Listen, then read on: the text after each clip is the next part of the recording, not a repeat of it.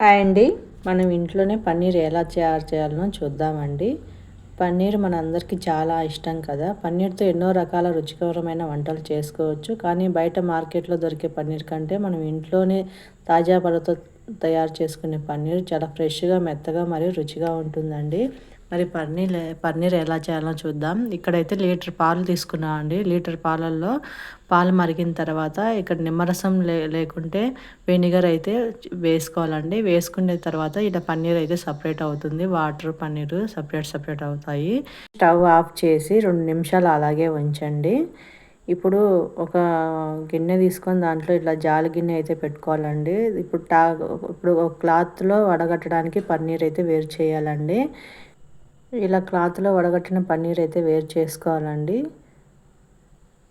ఇలా వేరు చేసుకున్న తర్వాత దీనిపై మనం 2 గ్లాసులు వాటర్ అయితే పోసేసుకోవాలండి. పన్నీర్ వెనిగర్ స్మెల్ పోయేలాగా మనమైతే వాటర్ అయితే పోసుకోవాలండి. ఇలా వాటర్ పోసుకున్న తర్వాత క్లాత్‌ను మూటలా కట్టి అదనపు నీటిని పిండాలి.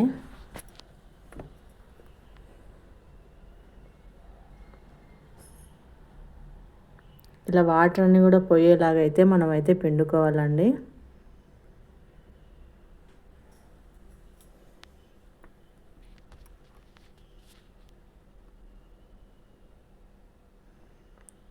పన్నీర్‌కు చక్కటి ఆకారం రావడానికి దానిపై ఒక బరువైన వస్తువును పెట్టాలండి. ఒక 1 అవర్ పాటు పెట్టాలి.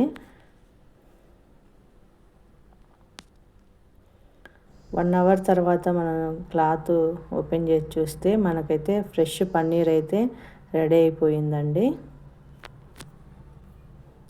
లీటర్ పాలతో సాధారణంగా 150-200 గ్రాములు అయితే పన్నీర్ వస్తుందండి. ఫుల్ ఫ్యాట్ మిల్క్ ఉపయోగిస్తే పన్నీర్ మెత్తగా రుచిగా ఉంటుంది. ఇంకా అంతేనండి, మనకు పన్నీర్ అయితే ఇలా పన్నీర్‌ని కట్ చేసుకొని నేనైతే స్టోర్ చేసుకుంటున్నాను. స్టోర్ చేసుకొని ఫ్రిడ్జ్‌లో పెట్టేసిన తర్వాత మన ఇంట్లో తయారు చేసుకున్న పన్నీర్‌ను ఎంత త్వరగా వీలైతే అంత త్వరగా యూజ్ చేసుకునేది మంచిదండి. అంతేనండి, టుడే రెసిపీ అయితే పన్నీరు ఎలా తయారు చేయాలో చూశాను కదా. నా వీడియో కనుక మీకు నచ్చినట్టయితే లైక్ చేయండి, సబ్స్క్రైబ్ చేసుకోండి. మీకు ఎలా వచ్చిందో కామెంట్ బాక్స్‌లో కామెంట్ చేయండి. Thank you for watching.